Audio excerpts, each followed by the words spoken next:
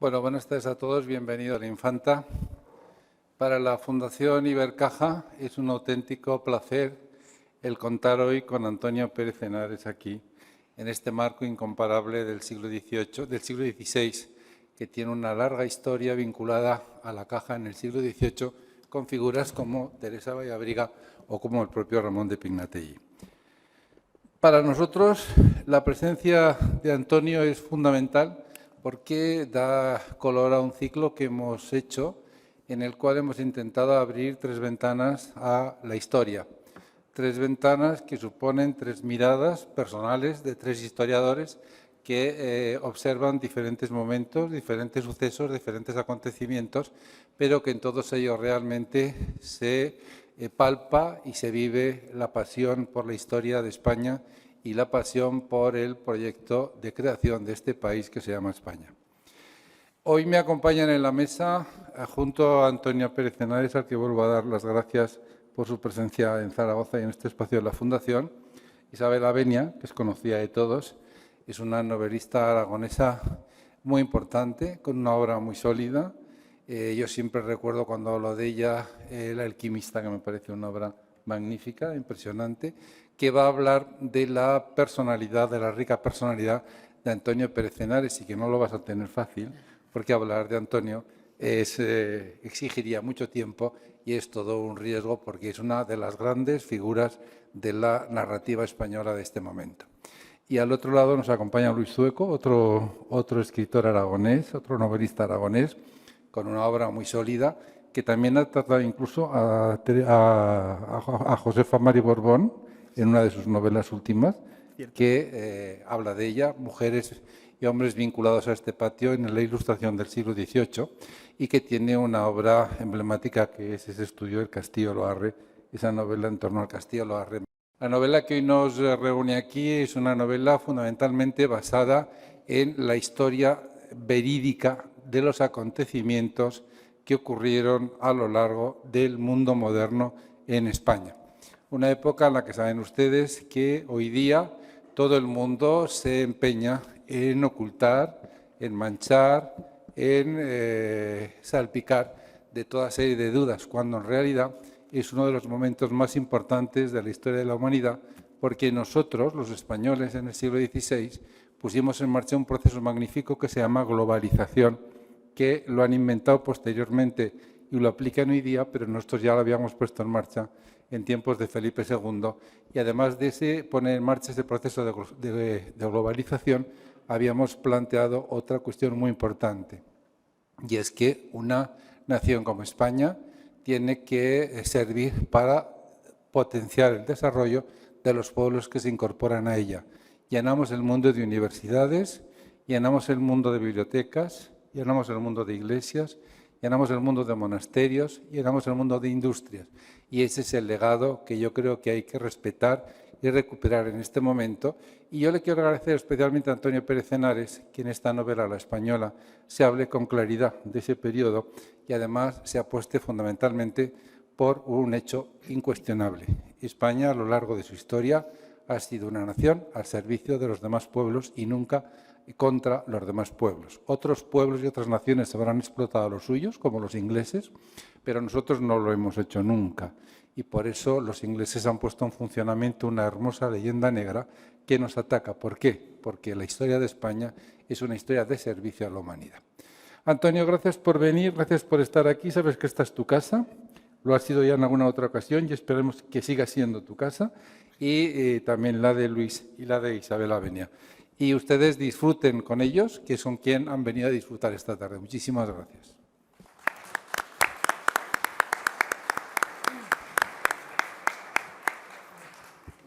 Bueno, hola, buenas tardes. Muchas gracias a todos por estar aquí.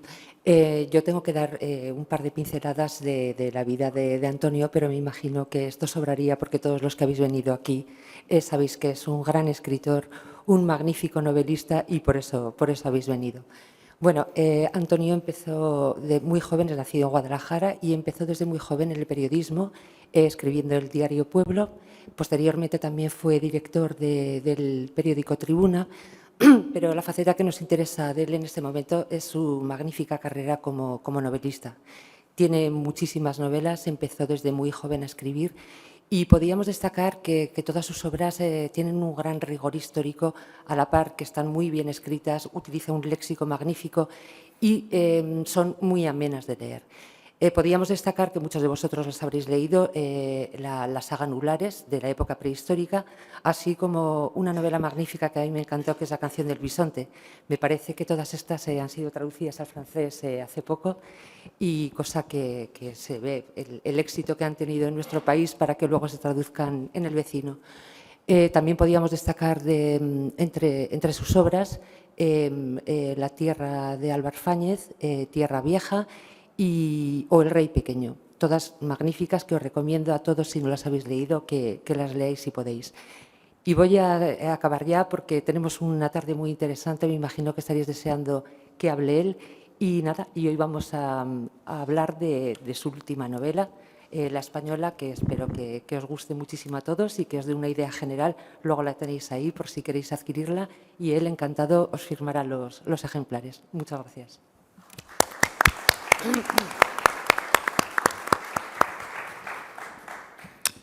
Buenas. Primero de todo, muchas gracias a la Fundación Ibercaja, muchas gracias, Domingo, por la apuesta por la cultura y literatura que hace siempre Ibercaja.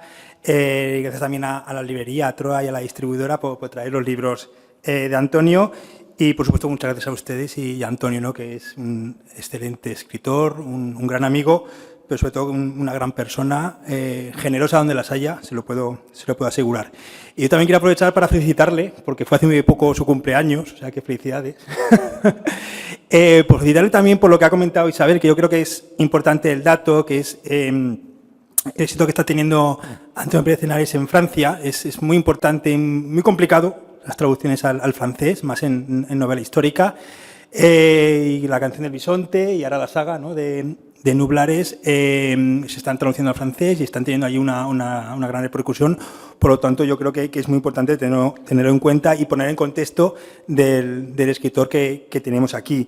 Y, por supuesto, felicidades por la novela, ¿no? Yo recuerdo cuando... a mí me comentó un poco la idea, pero claro, hasta que no vi la portada, que luego también hablaré de la portada, hasta que no vi la novela y dije, La española. Y lo primero que pensé fue, ¡jo!, qué buena idea, qué buena idea.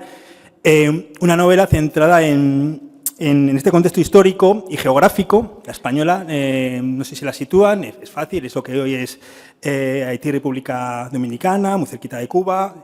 Si adquieren la novela verán que tienen un mapa estupendo, ¿no?, que le sitúa esta isla, que fue el primer lugar de todo, ¿no?, podemos decirlo, en América, el lugar donde todos iban, donde todos partían. El primer fuerte, la primera ciudad, la primera batalla, el primer desastre con lo que ocurrió con el fuerte, con la Navidad, ¿no?, que se construye con los restos de la Santa María. Y es un lugar donde todos querían ir. Por allí pasan los Colón, los Pinzón, Juan de la Cosa, Ponce de León, Ojeda, Bartolomé de las Casas, Núñez de Balboa, Cortés, Pizarro.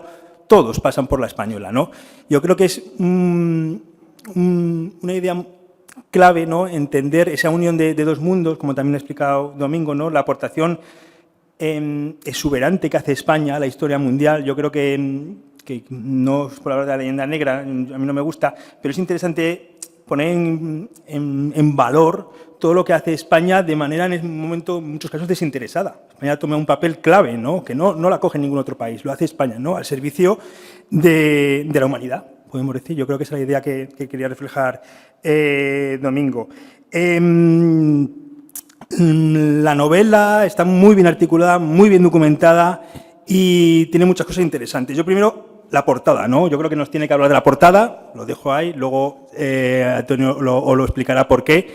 Y también, y por empezar, ¿no?, y pasarle a Antonio, que es lo realmente importante, que nos cuente él, cómo surge la idea, cuándo, cómo, dónde. Y yo sé que le lleva bastante tiempo desarrollarla, porque creo que era una idea que la llevaba muy adentro, ¿no?, y quería poder expresarla como es debido y que nos cuente, pues, el origen, ¿no?, cómo empieza la primera idea de la española. Gracias.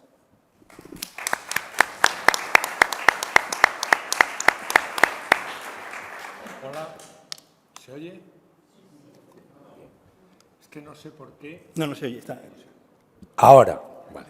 Que no sé por qué tengo la sensación de que no se me oye, es que debo tener algún tapón y tengo la impresión de que me estoy volviendo totalmente sordo después de cumplir ayer 70 años.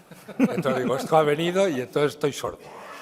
Pero les voy a decir que para mí ayer fue un día de liberación absoluta, estaba hartísimo de llevar no sé cuántos años siendo joven, que es una pesadez, y de pronto dije, se acabó.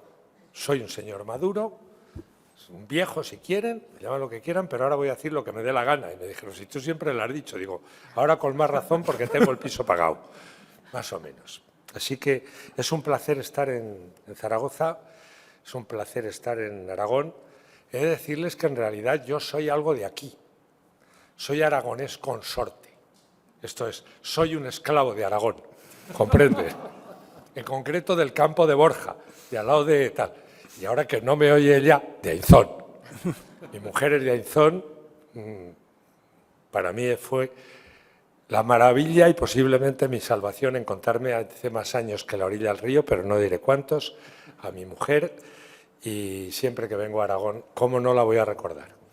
La recuerdo siempre, porque si estuviera aquí ya me estaría diciendo esto no, esto tal. En fin, lo que es habitual entre parejas mal avenidas, que son las que aguantan una eternidad. En fin, a lo que vamos. Me ponía ahí el suerte Luis, un gran amigo de Borja, en estos momentos uno de los autores de novela histórica más emergentes que hay en España.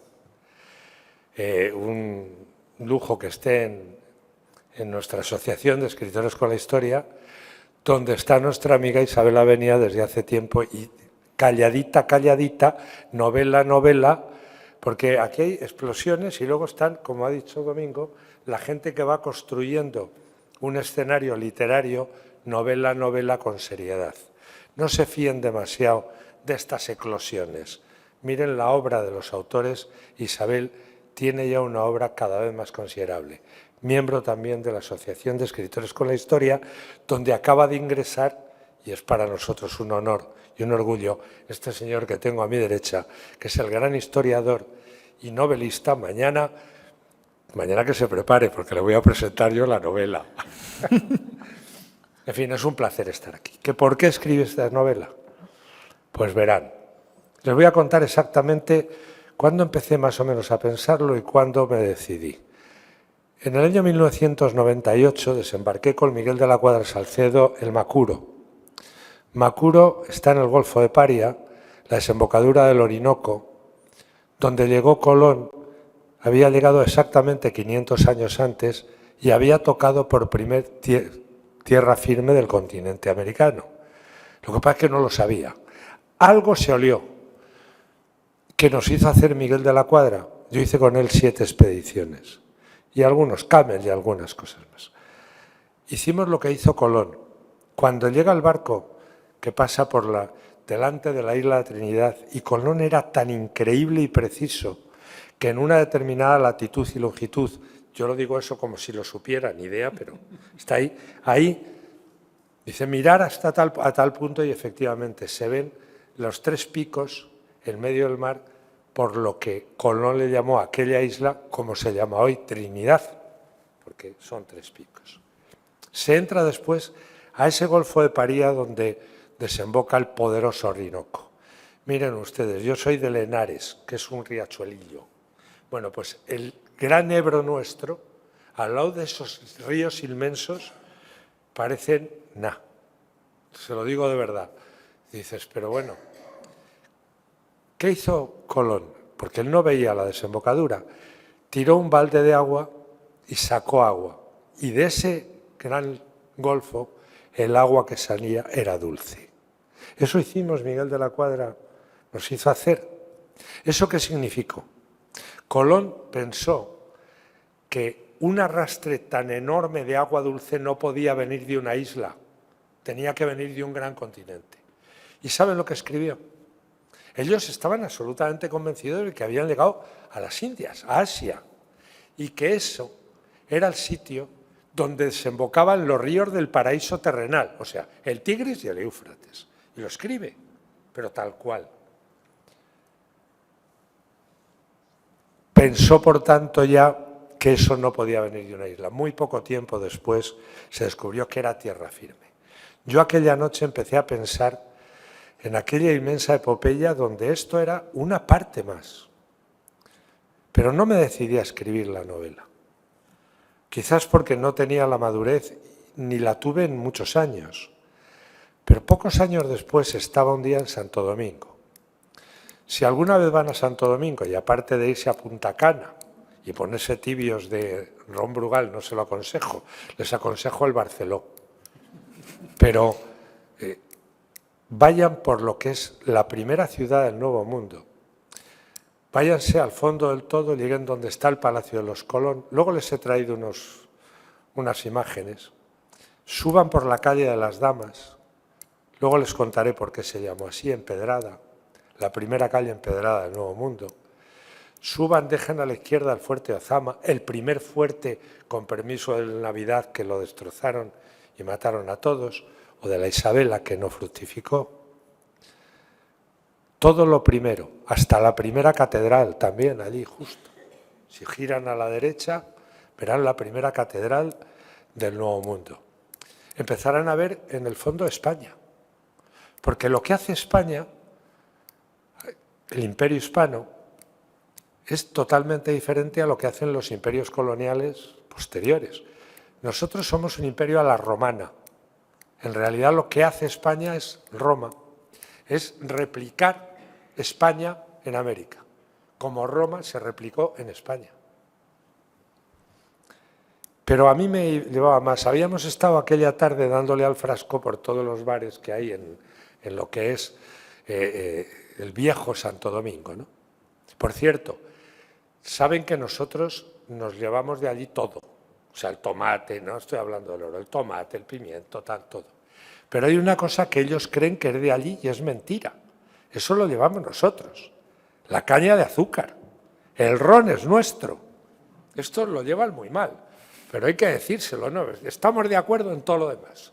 Pero perdonar, la caña de azúcar hizo el siguiente periplo. El Índico, los árabes la traen a la península, la aclimatan en la costa de Motril y de Granada, de ahí la pasamos a Canarias, que se encuentra en un paraíso, y de Canarias para acá, y allí se encuentra un paraíso, sí, pero que quede claro que la llevamos nosotros. Luego, ya a partir de ahí. Pues habíamos estado demostrando eso, los hermanos Aldaz, sobrinos de Miguel, el aquí presente, y nos quedamos a dormir, era la ruta que sale, en unas hamacas en el fuerte de Ozama, en aquel primer fuerte, que luego había destruido años después Drake. Y de pronto yo me di cuenta de una cosa.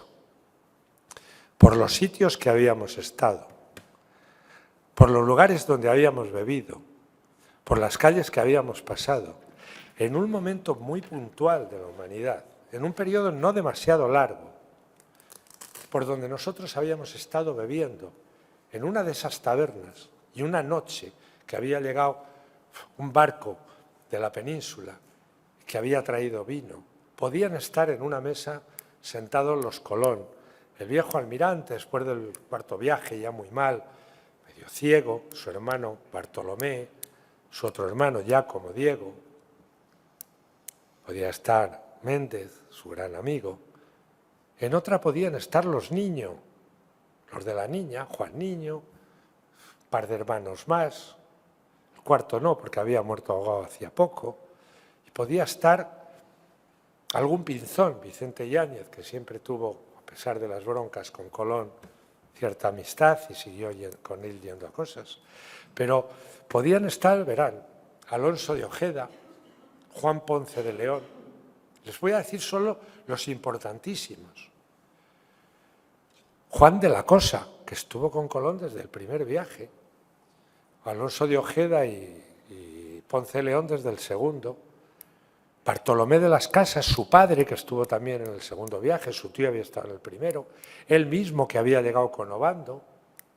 Podían estar Velázquez, el conquistador de Cuba, podía estar un Garrido Mozo, con mucho éxito, entre las indígenas, llamado Balboa, Osconuña de Balboa, un tipo que bueno, pues, iba a hacerlo. Y podía estar viejo ya rodelero que se llamaba Francisco de Pizarro, que había venido de Italia, y un primo suyo que estaba siempre metido en líos de faldas, que lo habían tenido que sacar y tal por lo de siempre, le gustaban mucho las mujeres y él a las mujeres y se liaba parda. Bueno, que se llamaba Hernán Cortés. Todos ellos podían estar una misma noche en el mismo sitio, en una misma taberna. Gentes que hoy son historia de la humanidad, que son historia del mundo. De un momento que fue el momento que cambió la historia de la humanidad, que cambió la imagen del mundo, que nos cambió a todos. He hecho esta introducción para decirles que la clave de esta novela, para mí, era querer decir dos cosas esenciales. Aquel viaje que hizo esta nación, que hicimos, fue el viaje más trascendental de la historia del mundo, de la historia de la humanidad. Y les voy a decir por qué y se lo voy a demostrar. Miren ustedes qué han comido hoy y qué han comido y qué cenarán esta noche. Quiten lo que es que trajimos de allí y a lo mejor no cenan. Piénsenlo. ¿Se puede alguien imaginar el mundo sin América? No. Hoy no nos lo podemos imaginar. Pues hubo un montón de tiempo que eso no existía. Sí que los cosmógrafos tenían una idea que era redondo y tal, pero se creía que era mucho más pequeño. Miren ustedes, aquello fue descubrimiento por una razón esencial. No teníamos ni idea que aquello estaba allí, ninguna. De hecho, en realidad no lo encontrábamos, íbamos buscando otra cosa. Íbamos buscando llegar a las Indias, a las especies, porque valía más un gramo de pimienta que un gramo de oro. Después de la caída de Constantinopla se habían roto todas las rutas comerciales y nos topamos con aquello y Colón siguió empeñado, al final estaba un poco mosqueado de que había llegado. No, habíamos llegado a un nuevo continente sin el cual hoy no podemos imaginar la Tierra. Pero es que a nada, bueno, fíjense, a nada no.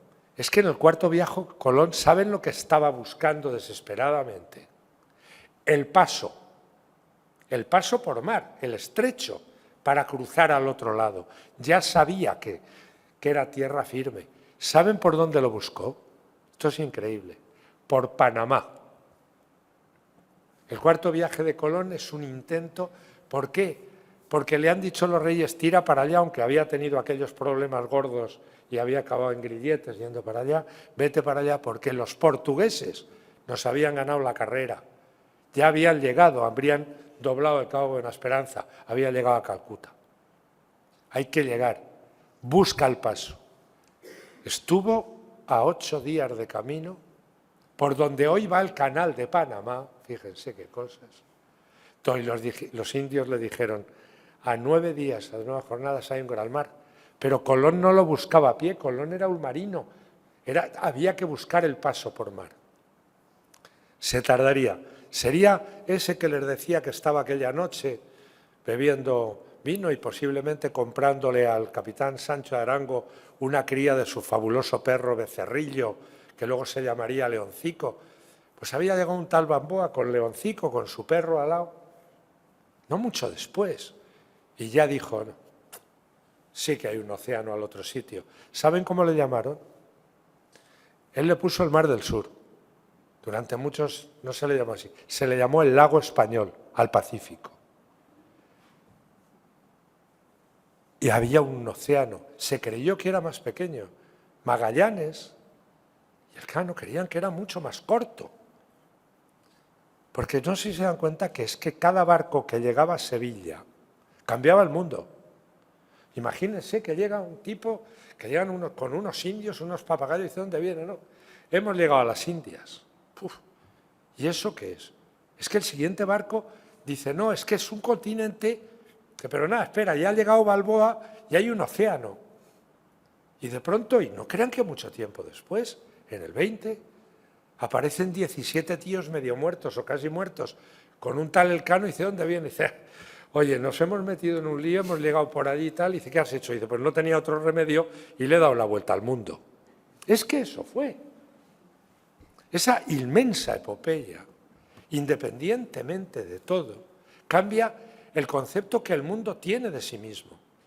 Cada barco que llegaba cambiaba la idea que los hombres teníamos del mundo. Y luego aquello cambió el mundo en sí mismo. ¿Alguien se puede imaginar el mundo hoy sin todo eso? Vamos, es que era como la mitad. Hoy ni nos lo podemos imaginar. Y resulta que cuando llega el 12 de octubre salen una pila de ignorantes diciendo las estupideces de siempre y encima se convierten cualquier día en dogma de fe en las universidades. A mí esto me alucina bastante, porque en el fondo llego a pensar si que de puro aducidos ya nos hemos vuelto. Saben que yo me he caracterizado siempre por utilizar un castellano muy directo, gilipollas. Es lo que pienso, que de vez en cuando nos hemos vuelto, y a las cosas hay que llamarles por su nombre. Porque considerar que ese gran descubrimiento, esa circunnavegación del mundo, puede tener otro nombre que descubrimiento es simplemente ser un imbécil. Porque además hay otro elemento. Claro que fue descubrimiento, claro que fue exploración y claro que fue conquista. Pues claro, pero ¿qué se ha hecho en la humanidad de manera continua desde el Homo habilis hasta el día de hoy? ¿Y alguien en el siglo XV y en el XVI se podía cuestionar que no se podía conquistar? Pero si estaba hasta bendecido por el Papa. O sea, y Dios era la medida de todas las cosas. Claro que se iba a conquistar. Y para un hombre de los que iban allí, aquello, dentro de su esquema de valores, era lo mejor y más digno y honorable que podía hacer. Ampliar los reinos de su majestad, claro. 1. 2. Lograr el honor y la fama. ¿Cómo no? Muchos eran hidalgos, segundones, etc. Dios y evangelizar, claro, hoy Europa es cada vez más un mundo sin Dios. Pero entonces Dios era la medida de todas las cosas. Miren, de otra novela mía, Cabeza de Vaca, de ese gran explorador, ¿saben cuál es la palabra que más emplea a lo largo de todo su libro de naufragios? Más de 200 veces, Dios. No se podía concebir el mundo sin esa divinidad. Y 3 y 4, por supuesto, y la codicia, la ambición, el oro, el poder, pero ¿acaso esas pasiones no están hoy en todos nosotros? Y claro que eso se hizo. Y que se cometieron atrocidades en la conquista. Sí, dentro además de esa gente que fue, había gente buena y había perfectos canallas, verdaderos hijos de puta, que cometieron unas atrocidades terribles. Sí. ¿Y conocen ustedes algún imperio que las haya denunciado ellos mismos? Yo no. Yo no he visto que en ningún sitio se juzgara a Morgan. Pero el Imperio Español juzgaba.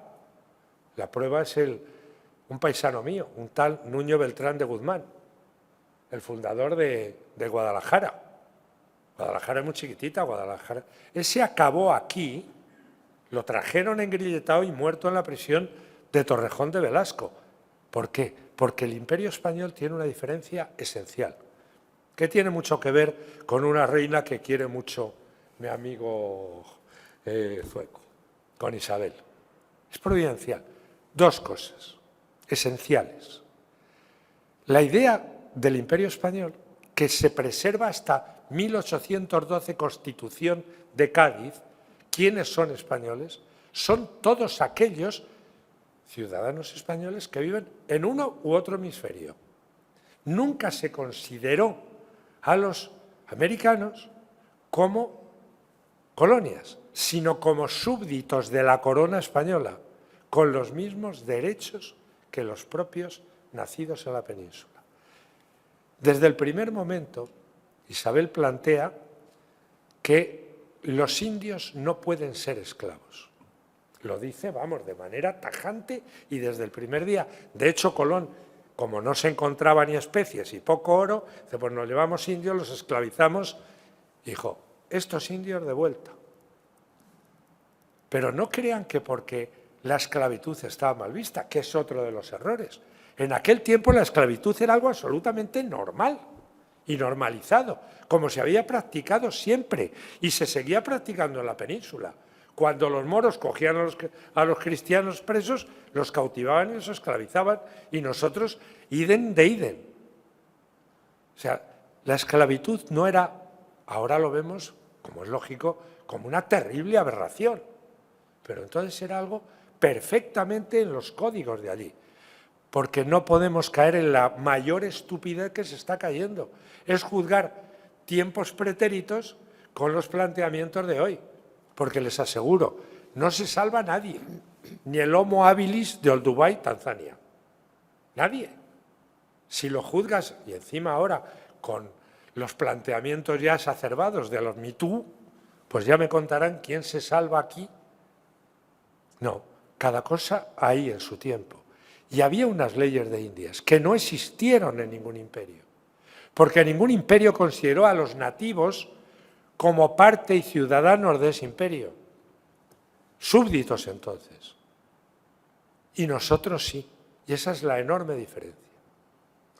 Miren, llega a tal la historia que no sé si saben que Fray Bartolomé de las Casas, personaje poliédrico que daría para 3 charlas, que tiene de todo, empieza de conquistador, de encomendero y acaba siendo un gran defensor de los indios.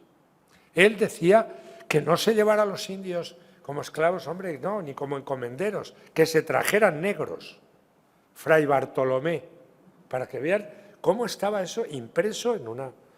Luego, eso sí, si alguna vez van ustedes a Gorée, a Dakar, y van a esa isla y ven la atrocidad esa y ven los calabozos de donde salieron 17 millones de seres humanos negros esclavizados, es posible que les pase lo que me esté pasando a mí al recordarlo, que se me está poniendo carne de gallina de aquella atrocidad, porque hoy sería impensable. Y desde luego debe serlo. Ese es un primer elemento, no pueden ser esclavos. Pero hay otro que es, diría que más trascendental. El Imperio Español se mezcla desde el primer momento, desde el día 1. La reina lo dice, a casarse, primero porque allí van muy pocas mujeres blancas, pero es que además el mestizaje es desde el primer momento un hecho continuo.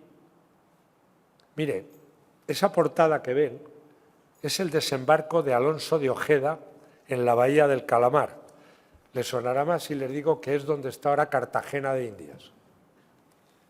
Ojeda es el ejemplo más increíble de ese mestizaje. Él era un gran capitán, el primer gran capitán que hay, el primer héroe. Ojeda se enamoró perdidamente ella de él de una venezolana guapísima, ya saben, las venezolanas casi siempre Miss Universo. Pues Palaira Ninjú, Isabel, se casaron, 3 hijos, se pasaron la vida salvándose la vida. La historia de amor es la historia más hermosa y romántica de todas las Indias. Solo les contaré el final.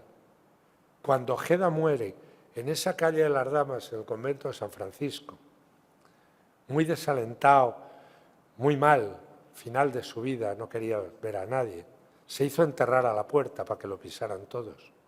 A los 3 días, su mujer apareció muerta, abrazada a la tumba porque no podía vivir sin él. Eso sí que es una novela romántica. Pero es que su amigo, Ponce de León, que de aquel segundo viaje de Colón era el de más rango aristocrático, era un Ponce de León. Posiblemente había sido el paje que llevó la brida del caballo de Fernando de Aragón, de Fernando el Católico, cuando entró en Granada. Ese se casó también con una indígena, una taína en este caso, con la que tuvo 4 hijos.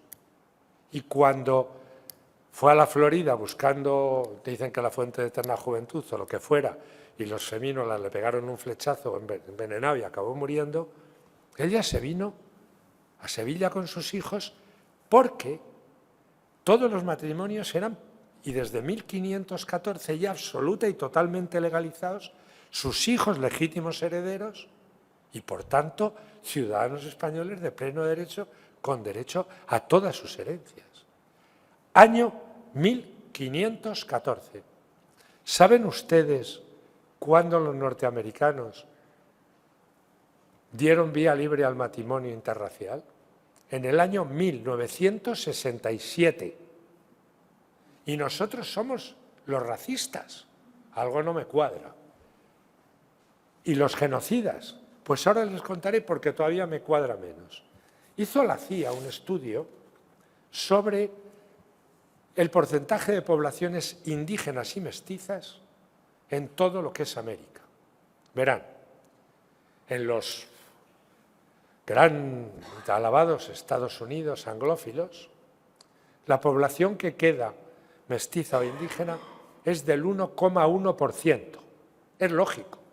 Si la técnica era, pero ya en el siglo XIX, que el mejor indio era el indio muerto, y lo pregonaba sus presidentes de gobierno y sus grandes generales, y que juntarse, eso es muy anglófilo, con la población nativa ensucia, eso es racismo, pues es lógico. ¿Saben ustedes cuál es el porcentaje en cuanto bajas desde Río Grande? Poblaciones que tienen, naciones 92, 90, 88, 87, 70 y tantos % de población mestiza o indígena. Y nosotros somos los genocidas. ¿Y saben quién lo grita al más? Precisamente los descendientes nuestros y de los indígenas. O un idiota llamado López Obrador, que no es descendiente de nada, porque su abuelo era sargento hace 3 días de la Guardia Civil en Santander. Sí, me lo contó Revilla, que es un cotilla, me lo contó. ¿Sí? O sea, te gritan esto. Y la demostración está en su propia piel. El mestizaje es hispano. No lo verán en ningún otro sitio.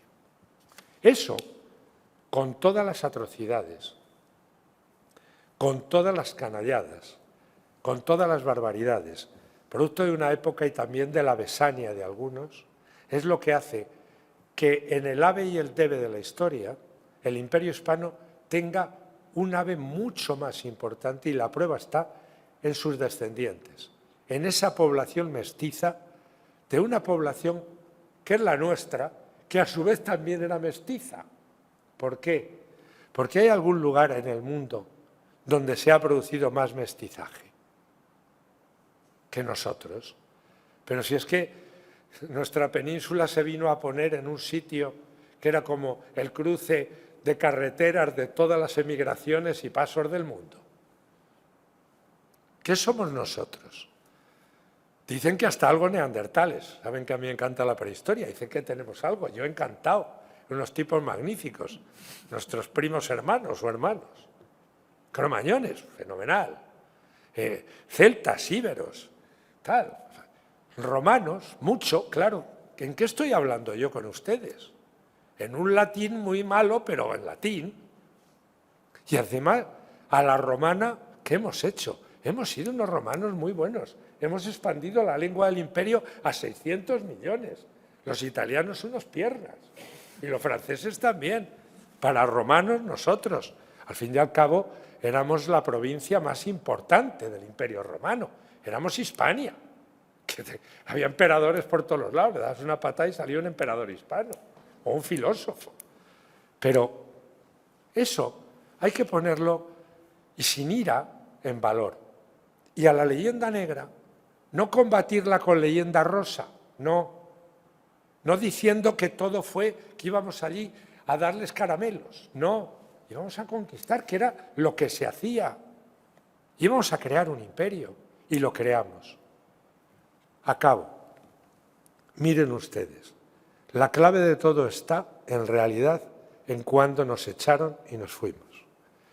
En el año 1812-1820, y según palabras del gran viajero Humboldt, que señala lo mismo que otros muchos, algo que parece haberse olvidado, la región más próspera, emergente, pujante, avanzada, cultural, comercial, industrialmente de todo el mundo era la América hispana, donde había grandes urbes, donde había grandes nudos de comunicación, donde había el comercio más floreciente, que venía, ¿saben?, del Pacífico, América, era la de Dios.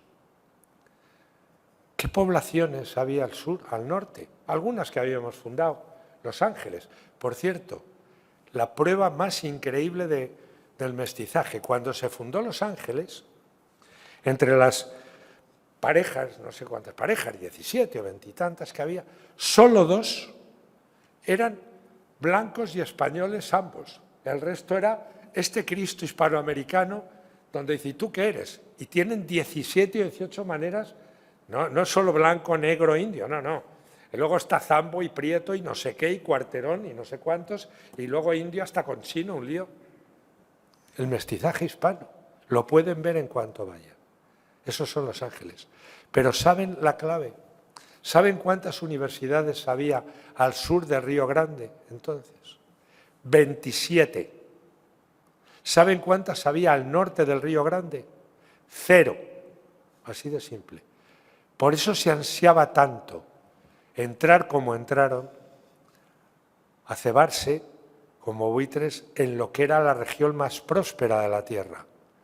Y estas gentes que 200 años después acusan a la metrópoli de toda su ruina, había que decirles, oye, lo que dejamos aquí en 1820 era esto. ¿Me queréis decir qué habéis hecho en estos 200 años aparte de insultar a vuestros abuelos?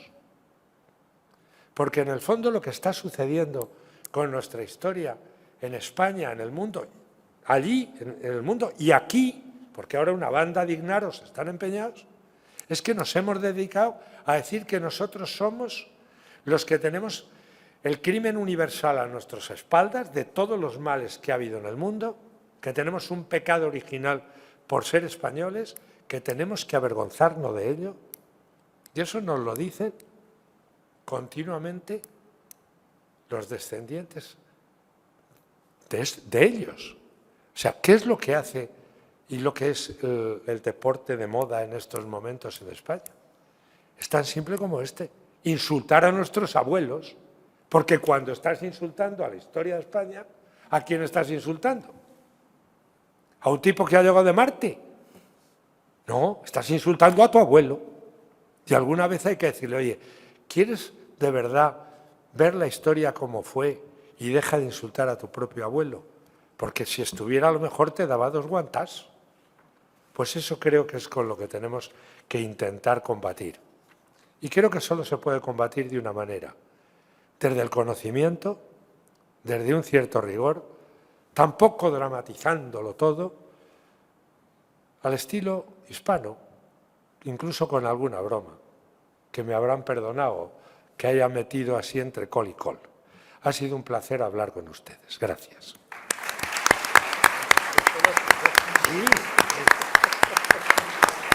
Acabado esto, vamos a poner aquí, esto ya es de puro regodeo, porque es donde he estado y me apetece mucho. Verán, yo hice con Miguel de la Cuadra 7 expediciones de la ruta Quesal, que era aquella maravillosa idea, y entonces, a ver, en cuanto me digáis cómo lo hago.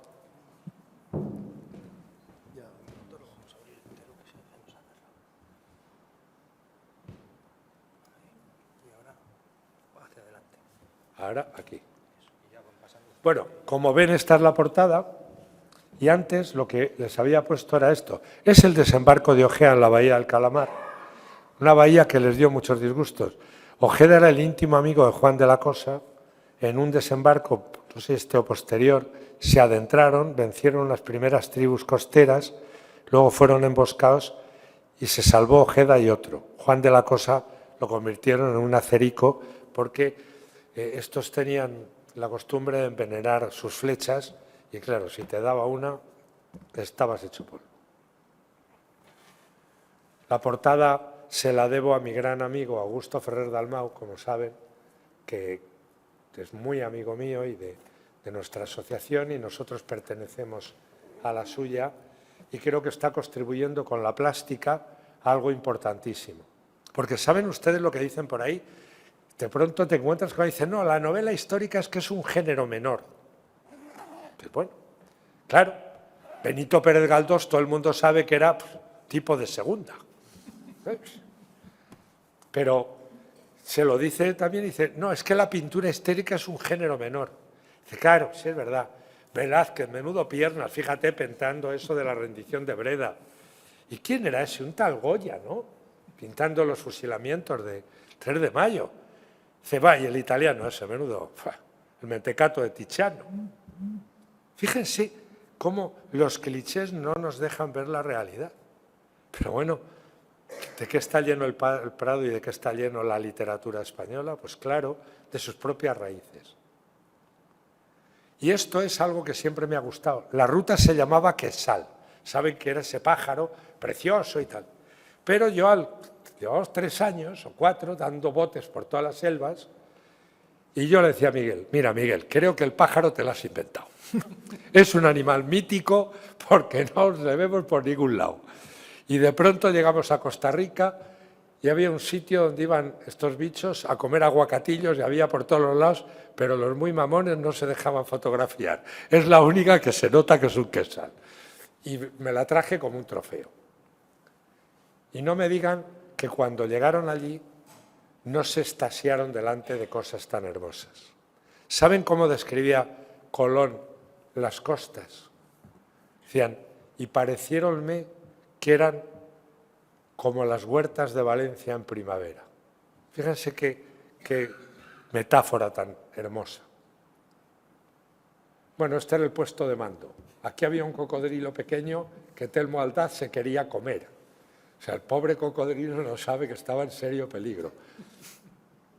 Es una foto para mi recuerdo, Miguel de la Cuadra y el aquí presente en el año 2000, volviendo no solo de...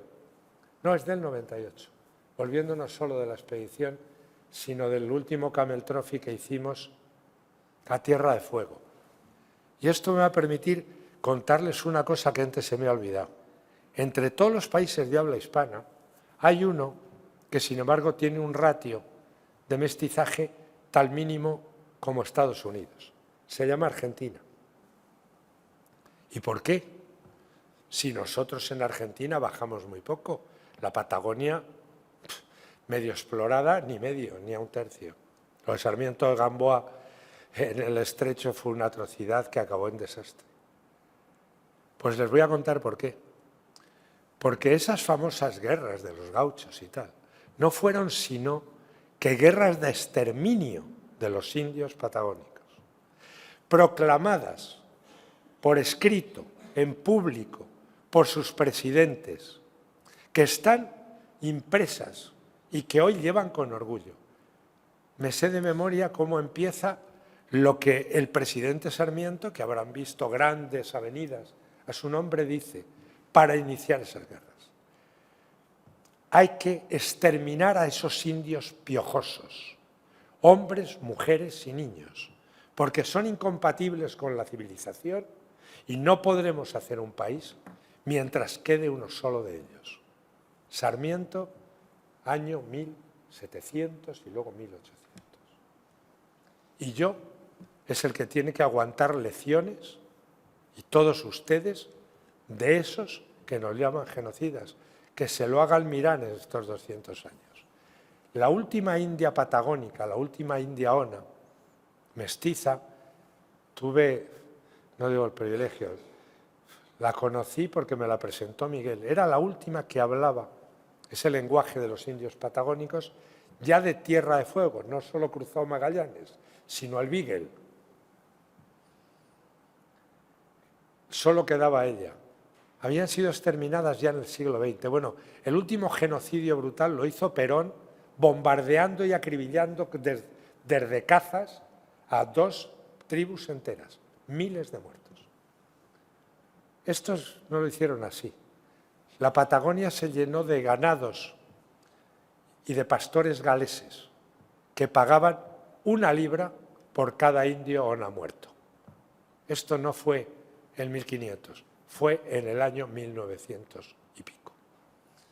Se me había olvidado y así lo cuento. Esto es cruzando el río Yaque, que es el primer río donde encontró Ojeda oro. Está en Santo Domingo. Y esto es lo que queda de la Isabela, No fue Santo Domingo la primera ciudad fundada. El primer fuerte fue el fuerte de Navidad, con la tablazón de la Santa María, donde Colón deja a 38, 39, no sé, 38 más Arana, o 30. Los deja allí, cuando vuelve no ha quedado ni uno. Han sido muertos y puede que algunos hasta comidos por los indios. Porque al principio en Santo Domingo solo había taínos, pero los caribes, como saben, eran antropófagos. Una cosa que tenían una cierta costumbre, sobre todo en Mesoamérica, que eran los caribes, no el sacrificio humano, pero sí los mexicas. Voy rápido. Esto fue en Isla Colón, después de un huracán. En el cuarto viaje de Colón, que era el que hicimos aquí, se le llamó la ruta de los huracanes, cuando estaba buscando el paso y nos cayó uno encima. Bueno, una cola, pero a mí me pareció lo más terrible del mundo.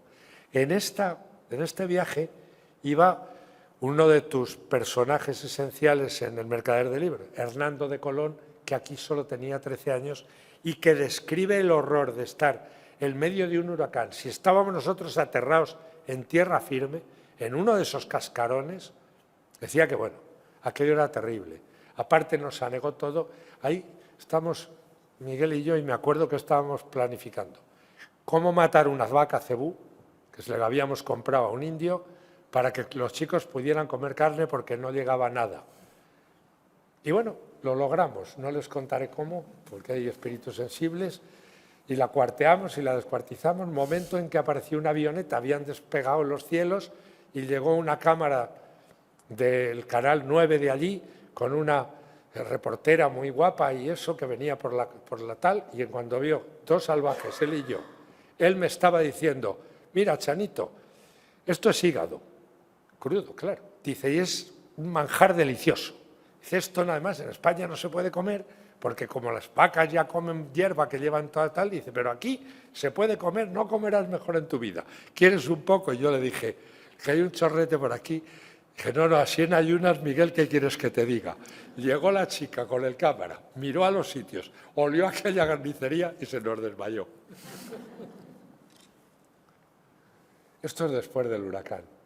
San Lorenzo de Chagres, uno de esos fuertes españoles que defendieron el paso que iba desde Portobelo hasta Panamá, por ese camino que antes de hacer el canal, ¿saben que Carlos V pidió a los ingenieros que le hicieran un canal por ahí? Fue imposible, ni siquiera pero Lesseps, siglos después, lo intentó y tampoco pudo. Hasta las esclusas no se pudo hacer. Este era San Lorenzo de Chagres, el puerto, el que defendía la entrada al río Chagres. Las islas de por allí. Esto es lo que queda de Panamá la Vieja. Una vez los piratas de Morgan, en número de 6.000, lograron matar a todos los defensores de San Lorenzo y llegaron a Panamá, y esto es lo que queda de la vieja Panamá. Era mi lugar. Qué joven, lo he puesto a posta. Esta es la catedral, la primera catedral del mundo. Si algún día vayan a la tercera, se ponen enfrente. Hay un bar allí, están los soportales preciosos, los han utilizado en muchas películas, y al atardecer verán que la piedra de esta catedral tiene reflejos rosáceos. Está hecha con piedra coralina, es muy hermosa. Es la primera catedral del Nuevo Mundo. Ellos dicen que aquí también había restos de Colón. Estuvieron primero en España, fueron a Santo Domingo, luego a Cuba cuando los franceses se apoderan de Santo Domingo, y de Cuba vuelven a Sevilla, donde hay restos de Colón. Los dominicanos están empeñados que quedan allí, y yo estoy de acuerdo. Hay huesos para todos. Si hay un pueblo y una nación que quiere y los tiene tal, ¿por qué les vamos a quitar la cosa de decir que no son los suyos? Hay huesos de Colón para todos. Esto es ese sitio, aunque después se cambió, donde murió Ojeda, en la calle de las Damas. ¿Por qué la calle de las Damas? Porque es la primera calle del Nuevo Mundo que se empedra con las piedras que había del lastre que llevaban los barcos. Y con eso se empedró la calle de las Damas. ¿Para qué? Para que las damas españolas no se pusieran las sayas perdidas de barro, porque saben ustedes lo que suele llover por allí. Pues por eso se llama la calle Las Damas hasta hoy. El Palacio de los Colón. El palacio lo hizo el hijo de Colón, Diego, casado con una alba, con María de Toledo, María Álvarez de Toledo, que fue la impulsora del palacio, que prácticamente quisieron hacer una corte, porque en el fondo las capitulaciones firmadas por el almirante era que él sería el amo y señor de todas las Indias. Claro, eso Fernando el Católico dijo, bueno, vamos a ver cómo arreglamos esto, que yo no sabía que aquello era tan grande. Dio lugar a los famosos pleitos colombinos que llevó Hernando de Colón, hermano, o sea, el hijo pequeño de Colón. Lo que queda de aquellos fuertes de Ozama y esos sitios. Y esto es la selva. Por ahí teníamos que andar. ¿Se imaginan ustedes lo que eran días y meses metidos ahí? Eso es un pequeño río. Miren lo que es la selva. Ese punto que ven amarillo desde arriba es simplemente un árbol florecido en medio de una inmensidad selva verde. No saben lo terrible que es caminar por debajo. Odias el verde, odias que llueva.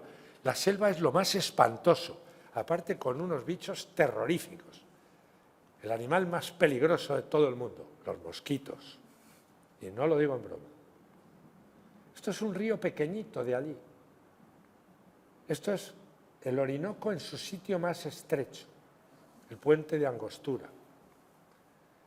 Esto lo habrán visto algunas veces. Ahí se grabó el último mohicano cuando saltaba, pero en realidad no estaba en Canadá. Eso es Canaima, donde se desploman los tepuis. Esto es lo que siguen usando y siempre se usará, la curiara, la canoa. La palabra canoa es taína.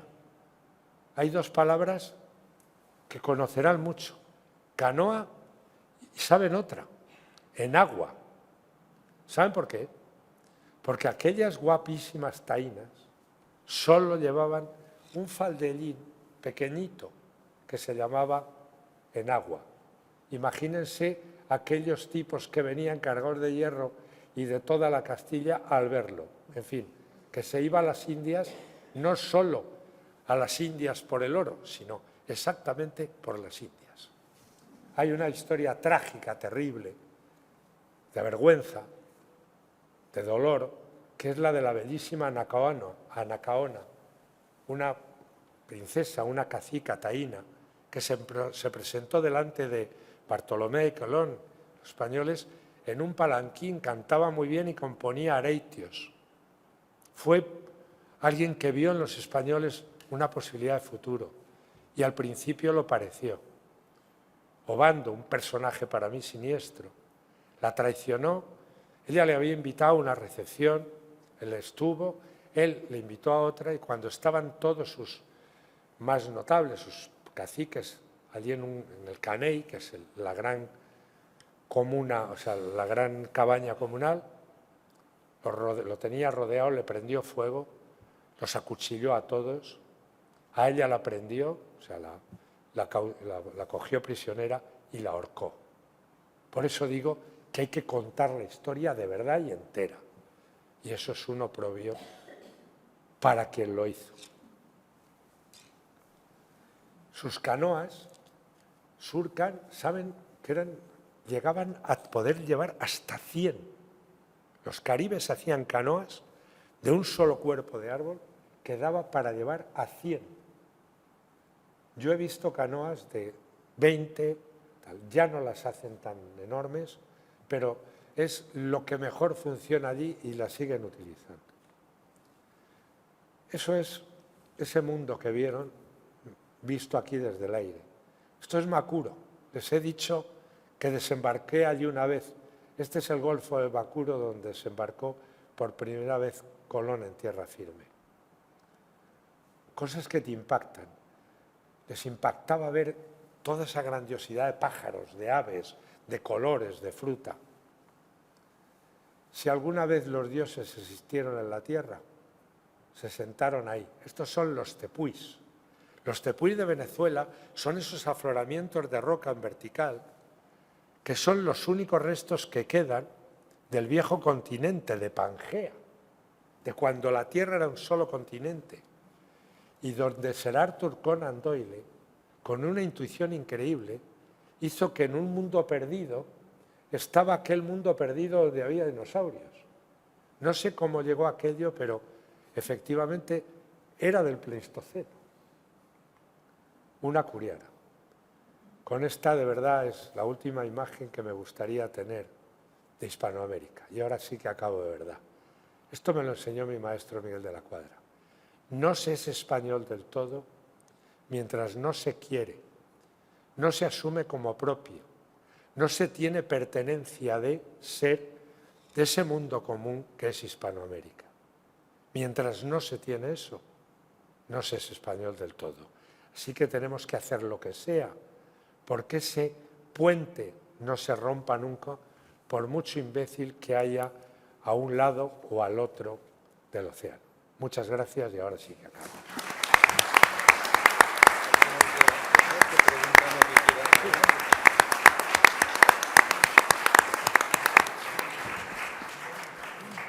Bueno, abrimos un pequeño turno de palabras por si quieren ustedes preguntarle alguna cuestión. Venga, anímense. Bueno, buenas tardes. Yo quería felicitar al autor por su tremenda exposición y nada, simplemente quería contarle una anécdota y es que hace 25 años estuve cenando a Telmo Aldaz en mi casa en Santo Domingo. Yo vivía allá y de pronto apareció Telmo con varios indios que no hablaban castellano. Con Telmo Aldaz de la Cuadra. Telmo Aldaz de la Cuadra. Mi gran amigo. No Cenando está en mi aquí casa. porque no voy a traer fotos de todo. Y nada, cuando he oído ahora que lo citabas, digo, qué pequeño es el mundo, ¿no? Y bueno, recuerdo todo lo que contó de aquella expedición. Iba con varios indios que se quedaron mirando el televisor de mi casa como si hubieran visto una cosa increíble y nos contó un poco pues, el espíritu de aquella expedición y el escuchar que usted estuvo ahí pues ha sido un placer. Solo quería decirle esto. Bueno, aquella fue una de las pájaras peores que he pillado porque subimos desde la Ciénaga a Pico Duarte. Pico Duarte es el techo del Caribe, tiene 3.000 pues poco. Sí, pero es que partes de cero. Y claro, según vas subiendo, que va cambiando toda la vegetación, cuando llegas ya subes por el Yaque del Norte y subes a Boguitas Frías y si encima te pilla allí agua, yo llegué a la base ya del pico con una hipotermia que menos mal que Telmo y Jesús Luna me prendieron una hoguera cuanto antes y me pude calentar. Pero al día siguiente, muy malamente y en muy mal estado, yo dije, no, subo mañana. Dijeron, tú subes y para adelante. Telmo fue un culpable. Telmo es el sobrino de Miguel de la Cuadra y era como su tío, una especie de tipo así de ancho, que se ríe, ¡oh, oh, oh, oh! Sí. Y que es carlista del siglo XVI. O sea, en perfecto estado. Muchísimas gracias por esa anécdota. ¿Alguna pregunta más? ¿Alguna pregunta más? Pues bueno, pues entonces muchas gracias. Le agradecemos a Antonio Pérez en su intervención el haber tenido la amabilidad de permitirnos presentar su último libro sobre la española, que ustedes podrán comprar y bueno, tienen la oportunidad de que él se lo firme. Mañana haremos doblete los dos y tenemos también cita a las 7 de la tarde con un nuevo libro, en este caso El secreto de la Catedral de Jaca. Así que pasen ustedes buena noche y espero verles mañana.